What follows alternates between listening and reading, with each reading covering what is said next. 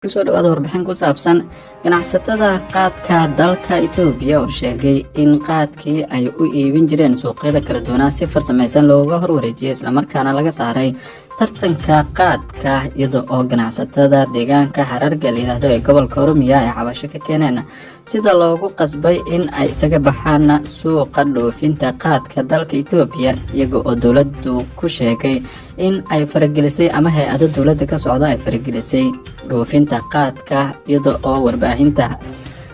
lagu magacaabo Addis Standard ay baahisay qaar ka mid ah ganacsatadaas oo la hadlay isla markaana dalbaday in ay u baahan yihiin in dawladdu arrinkaas wax ka qabato. Ganacsatada qaadka dalka Itoobiya oo la baxay Biftu Baha Oromiya ayaa 2 sano ka hor ururkaasi sameystay waxaana qorshahoodu ahaa in ay helaan suuqyo caalamiga ah iyagoo ka soo horjeeday in si sharci darro ah dawladda hay'ado ka socda ama shakhsiyaad ku lug leh ay suuqa ka saaraan. wargeyska la yiraahdo Addis Standard ee ka soo baxay magaalada Addis Ababa iyo beeraleyda iyo ganacsataduba u sheegeen in ururka xubno ka mid ah ay dhanka dawladda u janjeersadeen isla markaana si sharci darro ah ganacsato kale oo ay taageerayaan loogu wareejiyay suuqii qaadka dalka Itoobiya iyada oo ay hadda taagan tahay dood la xiriirta qaadka dalkaasi Itoobiya. ganacsatada oo ay sheegeen in ay si sharci darro ah ku maamulayaan qayb badan oo ka mid ah suuqa qaadka ayaa waxa ay sheegeen in kiiladii qaadka ahayd qiimaheeda laga dhigay $5 halka markii hore $20 ilaa $30 uu ahaa, taas oo ganacsatada taageerada ka haysta dhanka dawladda ay hadda halkii kiilo oo qaada iibinayaan $5 oo keliya, taasina iyaga ay ku tahay dhibaato isla markaana suuqa sidaas looga saaray. ururka ay ku midaysan yihiin ganacsatada qaadka dalka Itoobiya ee Biftu Baha loo soo gaabiyo ayaa waxa ay sheegeen in ay ka soo horjeedaan tallaabada ay dawladda xubnaha taageerayso ay kula wareegeen suuqii qaadka iyaga oo gaaraya tiradooda sida ay sheegeen ilaa 500 oo ganacsato ah iyo sidoo kale kuwa qaadka, waxaana xubnahaasi ka mid ahaa ama lacagta ay suuqa qaadka Itoobiya ku qaban gaaraysay 24 milyan oo lacagta dalka Itoobiya ah. waxay sheegeen in suuqyadoodu ay ka mid ahayd suuqa dhawaan Kenya la wareegtay ee Soomaaliya inkasta oo qaadka mirooga ee dalka Itoobiya wali lagu iibiyo Soomaaliya, haddana waxa ay sheegeen in uu hoos u dhacaasi saameyn ku yeeshay isla markaana ganacsato saameyn ku leh dawladana uga dhow xafiiska ra'iisul wasaaraha iyaga ay qaadkaasi soo galeen kuwaas oo la wareegay suuqyada qaadka ee Hargeysa iyo sidoo kale Muqdisho isla markaana si naasnuujin ah loo siiyay. waxay sheegeen ururkani in isbedelka ama samaysankooda iyo wax soo saarka kordhinta qaadka dalkooda ama qaadkoodaba oo ka dambeeyay kadib markii dawladda federaalka ah ee Soomaaliya ay ogolaatay 2 sano ka hor in shirkadda diyaaradaha Ethiopian Airlines ay tagto magaalada Muqdisho isla markaana heshiiska kala iibsiga qaadka iyo kalluunka ee Soomaaliya iyo Itoobiya ay kala saxdeen markaas oo ay sheegeen in ay suuq fiican heleen sidoo kalena uusan saameyn ku yeelanin cudurkii corona. dawladdii uu hogaaminayay Maxamed Cabdullaahi Farmaajo ayay sheegeen in ay fursad u siisay in ay suuq ka helaan gudaha Soomaaliya isla markaana urur ay samaysteen oo ay ku midoobeen kaas oo ka shaqaynayay iibinta iyo dhoofinta qaadka dalkaasi Itoobiya.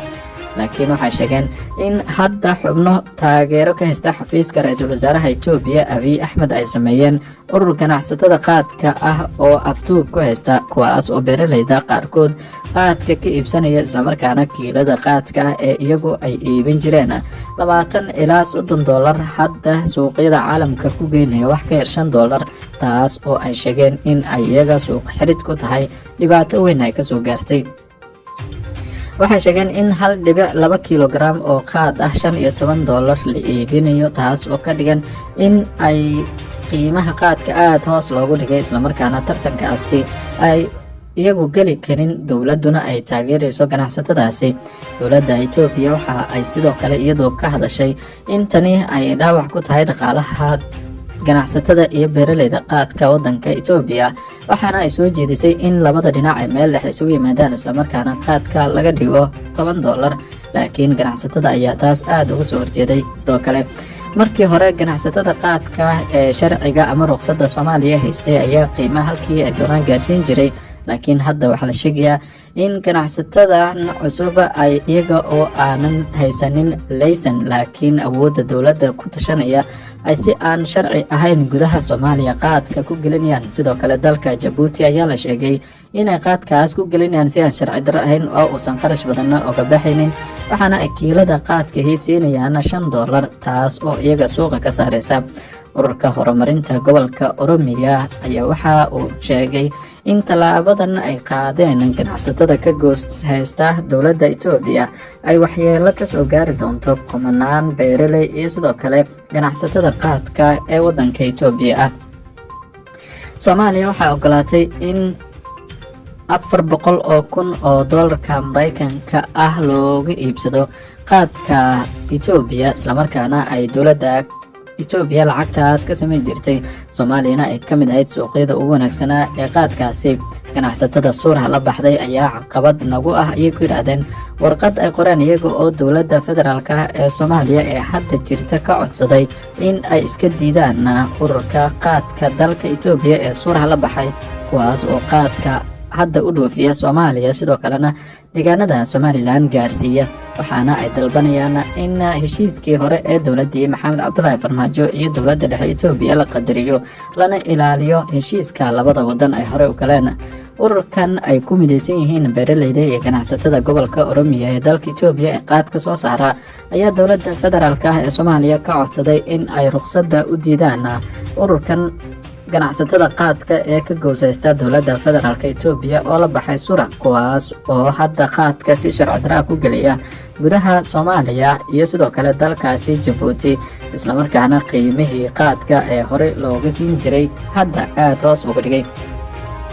Ganacsatada waxay sheegeen in hadda ujeedadooda ama diiradoodu saaran tahay Puntland, haddana suuqa Muqdisho laga bixiyay. Sidaas darteedna maadaama suuqii Muqdisho ay waayeen ay markan u jeesanayaan dhinaca maamulka Puntland oo ay dalbanayaan in suuq kale halkaas ay ka barbaartaan. Suuqa Muqdisho sababta ay uga baxeen waxay ku sheegeen in ururka SURA la yiraahdo ee ruqsadda aan ka haysanin dowladda federaalka ee Itoobiya, laakiin siyaasiyiin saameyn leh ay ka dambeeyaan ay muhiim tahay ama muhiimadu siisay isla markaana iyagu suuqa ka bixiyaan. Waxa ay sheegeen sidoo kale in markii hore suuqa qaadka ee Soomaaliya kiiladii ay ku iibin jireen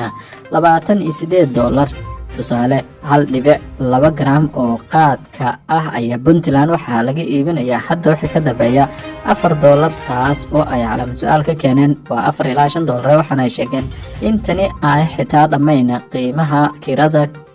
qaadka ee diyaaraduhu lagu geeyo, iyagoo sheegaya in gobolka Oromiya ganacsatadan cusub ee qaadka ee kasoo baxday ay gaadiid uga soo qaadaan isla markaana dhanka dhulka la soo mariyo, taas oo ka dhigan in ay ka helayaan lacag aad u fara badan xitaa haddii ay iibiyaan $5, halka kuwa diyaaradda soo saari jiray ay qarash aad u fara badan ka samayn jireen iyaga oo qiimaha shirkadda diyaaradaha Ethiopian Airlines ku xisaabtamayay.